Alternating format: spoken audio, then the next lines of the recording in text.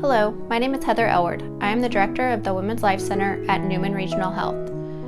Thank you for participating in the first annual Wave of Light celebration. By keeping your candle lit for the next hour, you will be a part of the worldwide Wave of Light and observations of Pregnancy and Infant Loss Awareness Month. In 1988, Ronald Reagan stated, "When a child loses their parents, they become an orphan. When a spouse loses his or her partner, they become a widow. But when a parent loses his or her child, there isn't a word to use to describe them." He then announced October as Pregnancy and Infant Loss Awareness Month. Tonight, we want to honor all of those gone too soon. Hello, my name is Elizabeth Reyes. I am a registered nurse, and I am also a parent that lives with the pain of losing her child. I don't think there's anything harder than a parent going through the loss and pain of losing their child. I would like to share a little bit of my daughter's, Shaylee, about her journey. When I first found out that I was pregnant, I became very happy. I started to make plans. I would start to imagine my future with her in my life or him. I was just very excited, and I was really hoping for a girl since I already had a little boy. So everything was going well until I was 19 weeks. I went in for my 19-week ultrasound. That day I went by myself since my husband had to work. I remember them telling me that I was going to have a girl, so that was like the happiest moment ever. I couldn't just wait to leave and tell everybody about how excited I was. Until I went into the room and met with my doctor. I remember him coming in with a very serious face and sitting down, telling me he had some bad news, that there were several things that he saw that were not looking right with my baby. So they were going to send me to get some further testing. I remember that moment, my soul just broke down into pieces. I was very, very disappointed. Like my happiness just went, it turned completely around. So I remember that moment, I just couldn't wait to run out of that office. I felt so disappointed, so heartbroken. I remember going into my car and just crying my heart out, just screaming, why me? Why my baby? I couldn't believe it. I remember running into my mom's house like a little girl, just crying. I couldn't even speak until finally I was able to tell her, "Mom, the doctor said there's something wrong with my baby." I was just so scared, and I felt like the biggest rock had dropped on top of me. I felt completely alone. I felt like I was just in another planet where no one would be able to understand me.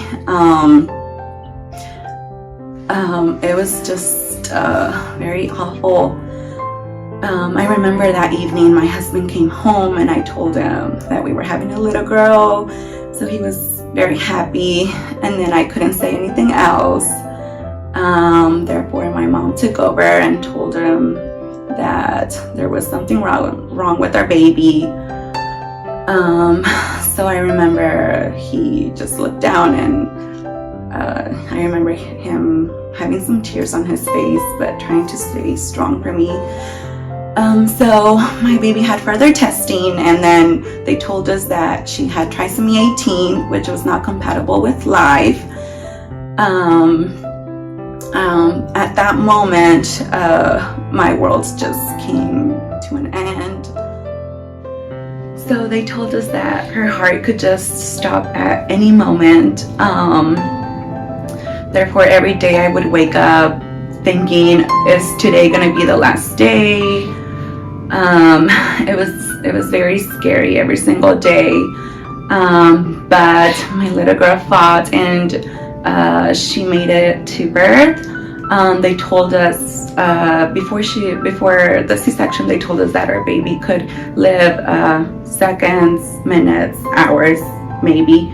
But she lived. She made it to 9 months, and we decided to live day by day. We were going to enjoy her without thinking what tomorrow would bring. And that's exactly what we did. My little girl just fought every day. She really taught me to live life. She taught me to be strong, have courage, and she taught me to fight even if it's against the odds. She made it to 9 months. She got sick and went into cardiac arrest, which they tried doing CPR and they just weren't able to do anything for her. I remember the doctor asking me if I was okay with them stopping, which I just couldn't say no, but then at the same time I felt like something was telling me it was her time to go. So I remember thinking, okay, if it's your time to go, I will accept that. Therefore, I remember going home that night, just empty-handed with no baby. We had lots of family support, lots of friends that were with us. But it was still not enough. I wanted my little girl. And I just couldn't believe why, and why her, why me, why, like I just couldn't get over the why. I remember every night was the worst when I was completely by myself in bed, surrounded by darkness.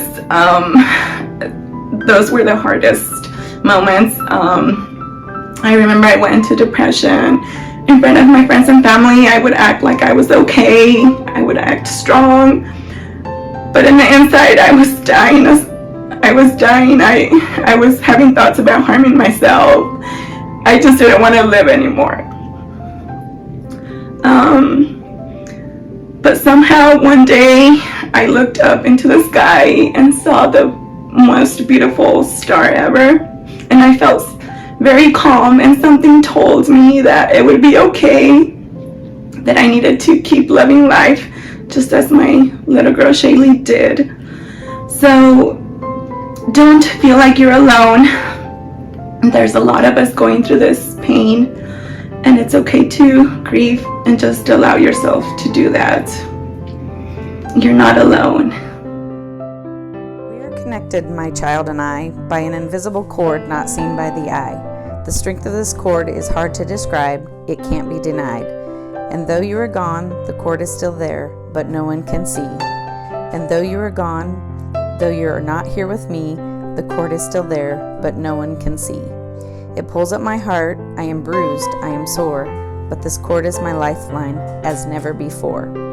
I am thankful that life connects us this way, a mother and child, death can't take it away.